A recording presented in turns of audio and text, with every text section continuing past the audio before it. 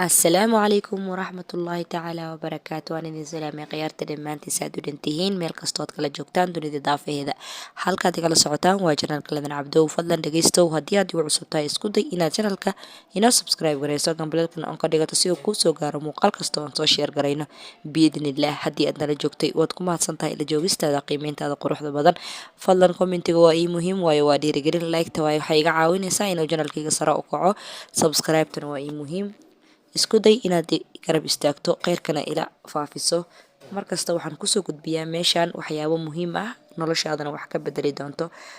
Ha ka baqiilin walaalaha kale la wadaag khayrka si ayagana uga qayb qaataan faafinta insha Allah. Kusoo dhawaada mar kale iyo mar kale janalkeena. Haddaba maxaad iiga barateen sidaad hore iiga barateenbo waxaan idin wadaa qiso kale oo qiimaheeda wadata.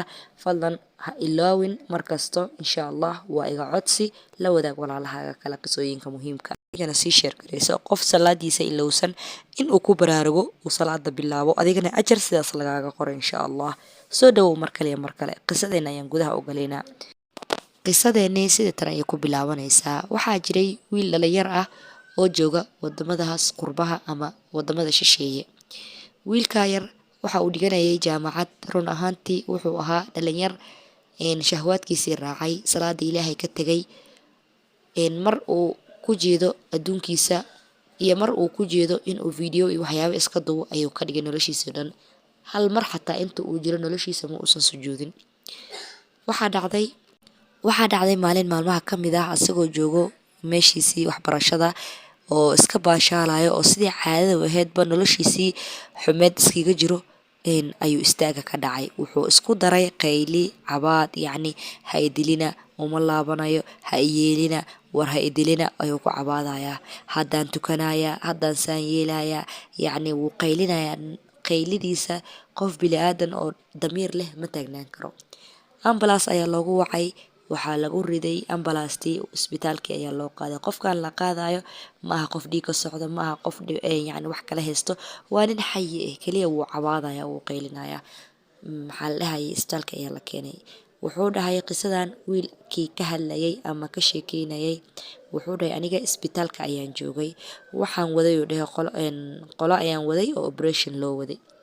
wuxuu dhahay anigoo taagan qolka operationka ayaa ambalaas qaylinayso soo gashay isbitaalkii.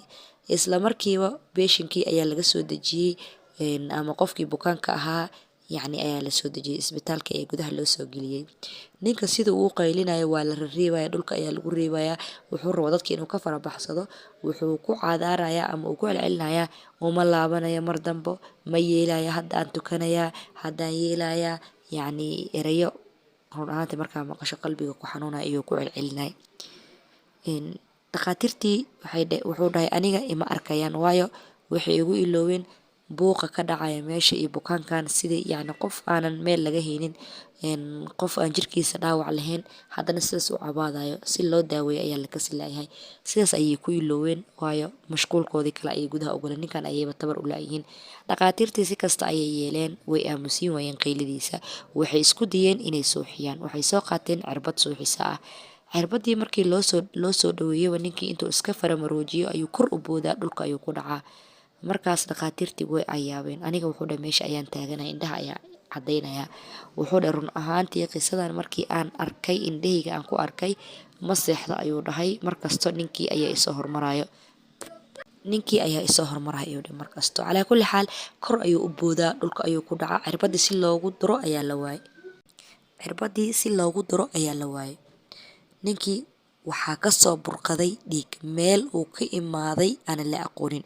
dhakhaatiirtii waa yaabtay. dhiiggii wuxuu dhahay dareerkiisii dhulkii oo dhan isbitaalkii jidka waxaad u malaynaysaa xataa neef la gowracay sidaas dhiiggiisa ugama imaado.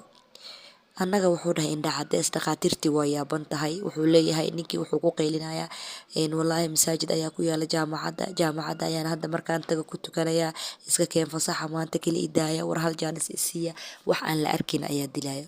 dhiiggiisa kor iyo hoos ayuu u burqanayaa. markii dambe waxay dhaheen yacni hal mar ayuu kor u booday. mar labaad markuu dhulka kusoo laabtay ninkii naftii weydiisay. dhakhaatiirtii intaysan nafta deynin ka hor waxay ku leeyihiin war shahaado tawxiidka ay isku dayeen inay u qabto laakiin ma u qaban karaan. ninkaas sidaas u dhaqmayo oo yacni ma aha nin gaal ah, ma aha nin yacni waa nin muslim ah oo diinta muslimka ku dhashay. Sidaas ayuuna loogu ciqaabay salaada, waayo salaada ma uusan tukan jirin. Sidaas ayayna caaqibadiisii noqotay ninka, sidii ayuuna ku naf waayay. Waxaa la dhahay isbitaalka dhiiggiisii dareere ahaan ayuu noqday, dharkii ayaa laga furay. Markii shaatigiisii la furay xabadkiisii waxaadba u malaysaa meel walbo in baangad lagu jarjaray ama sakiin lagu jarjaray. Marka hore oo isbitaalka la keenayana ma uusan lahayn dhaawac. Run ahaantii dhaqaatiirtii ninkii meesha taagnaa kulli waa ay argagaxeen oo way yaabeen, waayo markii u dambeysay wuxuu ku eedaarayay hal mar jaanis isiiya, hadda ayaan tukanayaa. Markii aan taga masaajidka ayaa ku yaalo jaamacadeyda, isbitaal masaajid ayaa ku yaalo, meesha ayaan ku cibaadaysanayaa, hal mar bes i fasaxa, xanuunka iga qaada, hal mar bes i daaya ayuu ku celcelinayaa. Ninkii wuxuu ku celcelinayay inta uusan dhimanin, yacni iska keen daaya, hal mar bes i fasaxa, hal mar i yeela. Calaa kulli xaal ninkii hadda waa uu dhintay, ilaahay subxaana watacaalana ha u naxariisto. Ninkaas wuxuu ahaa nin islaam ah, waana qiso dhab xaqiiqiyan dhacday. Run ahaantii qisadan waxaan ka dhaxlaynaa in salaada oo laga tago ciqaabteeda aysan sahlaneyn.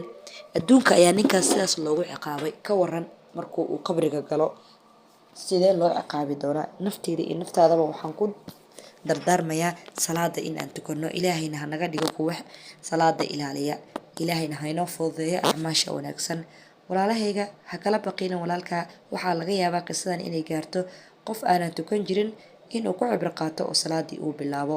Adigana waxa ay kuu tahay ajar ayaad ka helaysaa insha Allah sida aan rajaynayo ajar ayuu ilaahay kaaga xisaabin doonaa. La wadaag walaalaha kale qisadan, qiso kale oo qurux badan, qiso kale oo la mid ah ayaan idin soo gudbin doonaa insha Allah.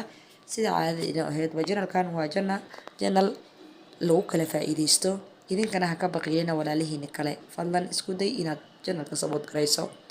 Fikirkaaga waa ii muhiim, qaybta commentiga waa ii dhiirigelin. Waxaan idin leeyahay tan iyo kulanti dambe, wabillahi tawfiiq.